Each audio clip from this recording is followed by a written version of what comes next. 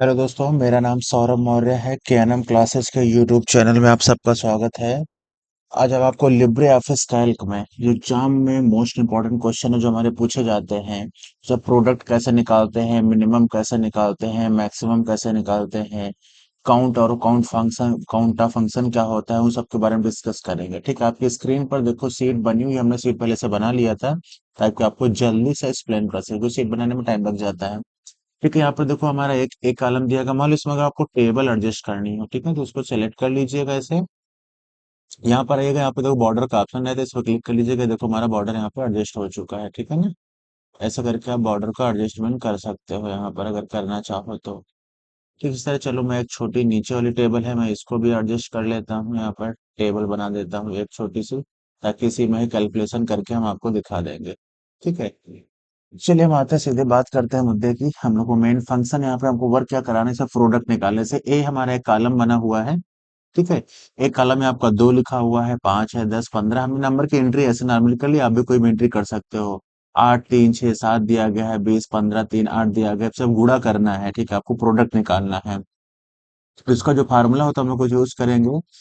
जो सीट देखो, अब यहाँ पे जिस सेल में आपको निकालना है उसी सेल पे आप क्लिक करिए, इक्वल लगाइए, लिखिए यहाँ पर प्रोडक्ट। देखिए ऐसे प्रोडक्ट लिखोगे ना, यहाँ पे देखो ऊपर शो होने लगता है। तो आप लोग पूरा मत लिखा करो, फार्मूला पूरा लिखने से कोई फायदा नहीं। ऊपर जब शो करने लगे प्रोडक्ट, आप इंटर कर दीजिए, पूरा फार्मूला लिख भी जाएगा, ब्रेकर भी लग जाएंगे। ठीक है, अभी आप देखो नंबर N1, N2, N3 करके दिया गया है नंबर का।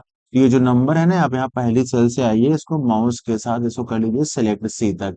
सी तक हमारा नंबर सेलेक्ट होगा। देखिए यहाँ पे एड्रेस A2 से C2 से आ रहा है, मतलब कि ए कॉलम में 2 रो है, यहाँ शुरू हुआ, सी कॉलम 2 रो तक दूसरे। उसके बाद सेलेक्ट करने के बाद क्या करना है, आप इंटर कर दीजिएगा, तो आपका प्रोडक्ट आ जाएगा। उसके बाद आपको ऑटोफिल लगाना है। कैसे ऑटोफिल यूज करेंगे हम लोग, तो उसी सेल में क्लिक करेंगे, यहाँ पर आएंगे, देखिएगा यहाँ प्लस बटन बन गया, तो माउस के बटन के साथ इसको नीचे ड्रैग कर देंगे, तो यहाँ पर सबका मल्टीप्लाई होकर के आपका आ जाएगा। इस तरह से हम लोग कर लेते हैं, मल्टीप्लिकेशन ऐसे करके हो जाता है आपका। अब रही बात मिनिमम निकालना है, तो मिनिमम कैसे निकालते हैं, देखो मिनिमम वाले बॉक्स को हम लोग क्लिक कर लेते हैं, इक्वल लगाएंगे, यहाँ पे लिखोगे MIN, मिन लिख दिया, तो मिन जैसे लिखोगे इंटर करोगे, देखो मिन लिख करके आ चुका है। अब नंबर हमको सेलेक्ट करने हैं, उसी तरह है, ए से लेकर के सी तक कलम आपको सेलेक्ट करना है, A2 से C2 तक। उसके बाद क्या करना है, इंटर कर दीजिएगा। अब 2, 8, 20 में नंबर हमारा सबसे छोटा कौन सा होता है, 2 होता है, इसलिए यहाँ पर क्या रिजल्ट बता रहा है हमको, अब देखो 2 नंबर हमको बता रहा है। अब यहाँ पे हम लोग क्या करेंगे, ऑटो फिल लगाना है। ठीक है, देखो इसको थोड़ा सा यहाँ से आ करके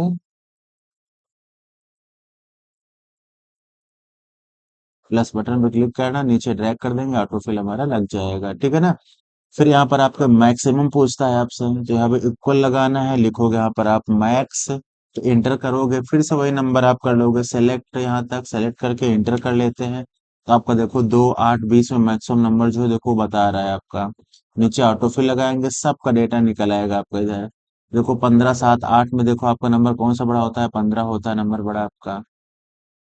ठीक है, डेटा सेंटर में नहीं है, तो यहाँ से कंट्रोल E कर लीजिए, डेटा सेंटर में हो जाएगा। इसको थोड़ा सा डिफरेंट कलर से कर देते हैं, ताकि आपको दिखे चीजें। ठीक है, ये देखो यहाँ पर 320 मल्टीप्लाई होकर के आया है, 2 हमारा मिनिमम नंबर हो गया इधर। 5, 3, 15 में मिनिमम नंबर हमारा 3 होता है, 10, 6, 3 में इधर 3 लिखा हुआ है। फिर 15, 7, 8 मिनिमम नंबर हमारा 7 हो जाता है, मैक्सिमम मिनिमम निकाल लेते हैं इस तरह से। ठीक, फिर बात आती है यहाँ पर, हम लोग काउंट काउंटा फंक्शन को यूज करके देखते हैं ठीक है, काउंट और काउंटर फंक्शन हमारा कैसे वर्क करता है। देखो काउंट फंक्शन जो होता है, आप ध्यान समझिएगा, काउंट फंक्शन जो होता है वो नंबर कितने हैं वो काउंट करता है, और काउंटर फंक्शन जो होता है अल्फाबेट कितने हैं और नंबर कितने हैं दोनों को काउंट कर लेता है। काउंट फंक्शन केवल नंबर काउंट करेगा कितने आते हैं, और काउंटर फंक्शन अल्फाबेट नंबर दोनों को ले लेता है काउंटिंग में। ठीक है, करता है।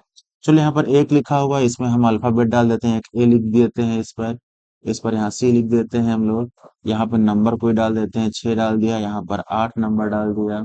इसमें हम 9 ले लेते हैं, यहाँ पर 3 ले लेते हैं, इधर 4 दे दिया, यहाँ पर कोई अल्फाबेट डाल दो आप, यहाँ पर कोई अल्फाबेट लिख देते हैं। इस तरह से आप लिख सकते हो, ठीक है ना।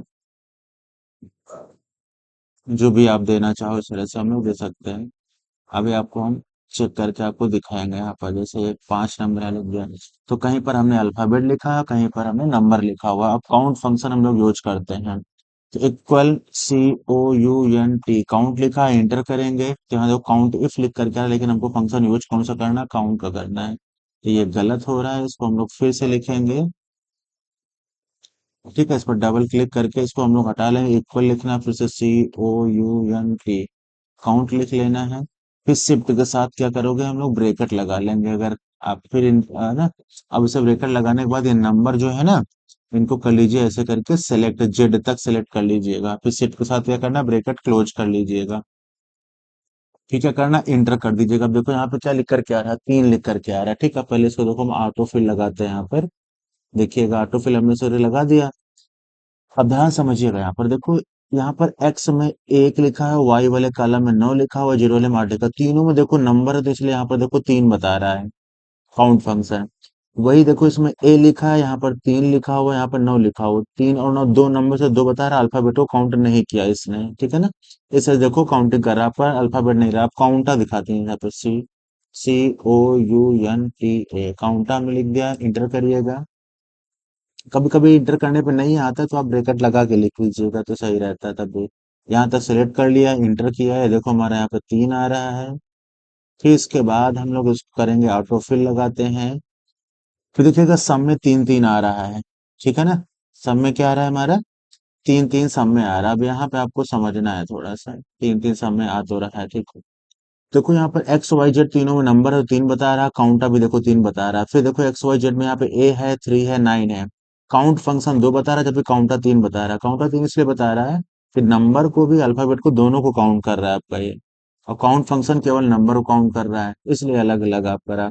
फिर देखो उसके बाद यहाँ पे सी है, 11 नंबर रो पे सी है, 4 है, यू है। यहाँ पे काउंट फंक्शन 1 बता रहा है, क्योंकि नंबर केवल एक ही है। काउंटर फंक्शन तीनों को बता रहा है, देखो तीनों काउंट कर रहा है। तो आप यहाँ पे कुछ देर के समझ चुके होंगे कि काउंटर फंक्शन जो होता है आपका, वो अल्फाबेट और नंबर दोनों को काउंट करता है। काउंट फंक्शन केवल और केवल नंबर को काउंट करता है। तो इस तरह से हम आपको इस शीट पर प्रोडक्ट कैसे निकालते हैं, मिनिमम नंबर कैसे निकालते हैं हम लोग, मैक्सिमम नंबर कैसे निकालते हैं, काउंट फंक्शन कैसे यूज करते हैं, काउंटर कैसे यूज करते हैं, आपको एक्सप्लेन कर दिया है। आई होप आप लोग समझ गए होंगे। अगर फिर भी समझ में नहीं आया तो वीडियो में नीचे कमेंट कर दीजिएगा, आपको हम एक्सप्लेन कर देंगे अच्छे से अच्छे ढंग से। अगर वीडियो आपको अच्छी लगे तो प्लीज इसको लाइक भी करिएगा और अपने दोस्तों को शेयर करिएगा, ताकि वो लोग भी इस चीज को सीख सकें। ठीक है, ओके, थैंक यू एवरीवन।